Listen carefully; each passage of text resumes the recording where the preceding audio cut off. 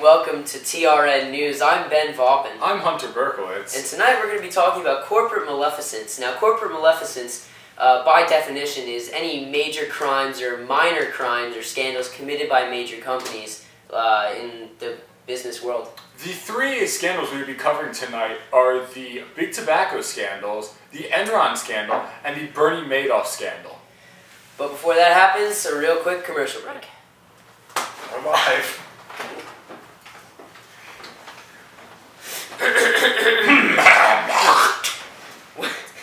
Welcome back to TRN News with tonight's top stories. First, Big Tobacco was smoked by the media in 1994. When research was discovered about the nicotine in cigarettes potentially being addictive to those who smoke the cigarettes, and get this, right? Big Tobacco companies suppressed that information after previous studies were exposed by a recent documentary called Day One by ABC. That's horrible. Philip Morris, one of the main big tobacco companies, responded to this documentary by suing ABC. And despite this information, Philip Morris released a statement denying that this research that was true, that the nicotine was addictive, and that the company had suppressed the results. In fact, Mr. Henry Waxman, a leading critic of the cigarette manufacturer and chairman of the House of Energy and Commerce Subcommittee on Health and the Environment, dude, I wish I had a title that big. I do too. Anyway, he released a statement that seven CEOs of the big tobacco companies, were being asked to testify that if they adjust nicotine in their levels in their cigarettes to keep their smokers addicted. Much like a small child digging a deeper hole into a lie that has already been proven false, after being exposed for lying to the general public about the addictiveness and danger of cigarettes, the industry had the audacity to argue that the nicotine is non-addictive, trying to dispute the findings made by the Surgeon General, the American Medical Association, and the American Psychological Association. Yes, Big Tobacco, unlike humans with souls, only care about one thing: making money. As evident in this scandal, along with numerous others, many big corporations, such as those in the tobacco industry, include key details and key research to show the dangers of their product. However, when something bad is exposed, there's very little done.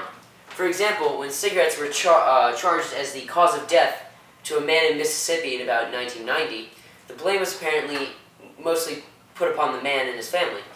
Because of this, companies could state that they only provided the product that did the killing. However, by people using the cigarettes, they're in fact the ones causing the harm to themselves. Well, in other news, investors of Bernie Madoff should really take stock in their holdings and portfolios and look to see what their portfolios are showing now.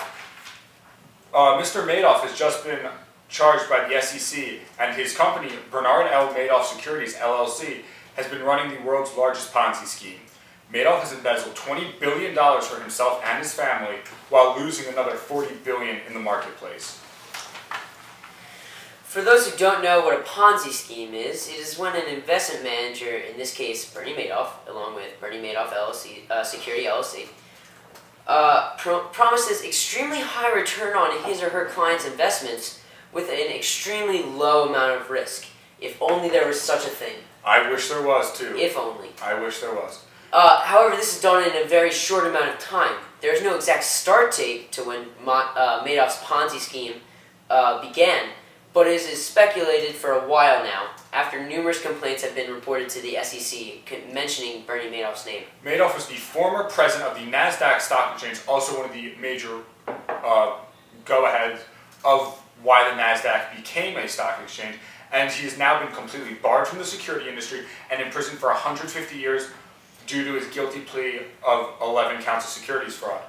In addition, there's been the numerous SEC complaints about Madoff from 1999, 2000, 2003, 2005, and 2006 have all been thrown out due to his high profile and power within the securities industry. Some red flags were set off by the muckrakers, such as Harry, correct me if I'm wrong, Markopoulos, I think that's right, Ben, financial analyst and portfolio manager at a Boston's Operation Trader Rampart Investment Management. alerted the SEC about his suspicions. Another red flag was after a previous investigation, Madoff was charged with $7 billion in restitution, but could not provide the necessary capital to pay off the restitutions. Madoff admitted to some of his employees that, quote, "there is no money, it is all one giant Ponzi scheme." And after Madoff's trial, he has been charged with providing $168 billion in restitutions to his clientele. It's a shame. It is. We'll be right back with more of our tonight's top stories, but first, a quick commercial break. Welcome back to Tom Rosenberg News with our special on corporate maleficence. My name is Megan Minch. And I'm Courtney Finnegan. Rewinding a few years back to the beginning of the 2000s, national energy company Enron filed for bankruptcy in 2001 due to a sudden plunge in their stock price. Enron's bankruptcy not only caused Enron to suffer extreme financial loss, but the employees working for Enron also suffered job loss as well.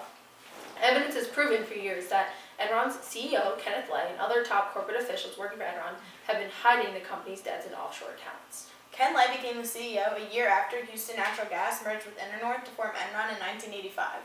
In 1999, Andrew Fostow created two partnerships, the first being LJM, to buy poorly performing Enron assets and hedge risky investments, but actually helps the company hide debt and inflate profits. Enron officials approved the plan and hired others to monitor the deals and protect Enron's interests. To the public, Enron was considered one of the largest and prosperous companies in the country, their stock rising to about $90 per share, and top officials were making millions off of the company's seeming success.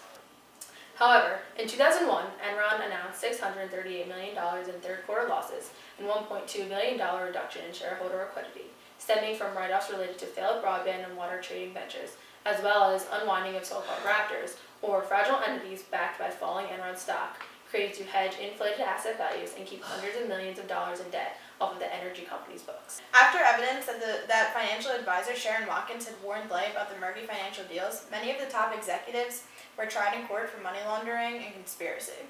Today, the impact that Enron has had on the public's trust of corporate world is still evident. That's all for tonight. Thank you, and stay classy, period G.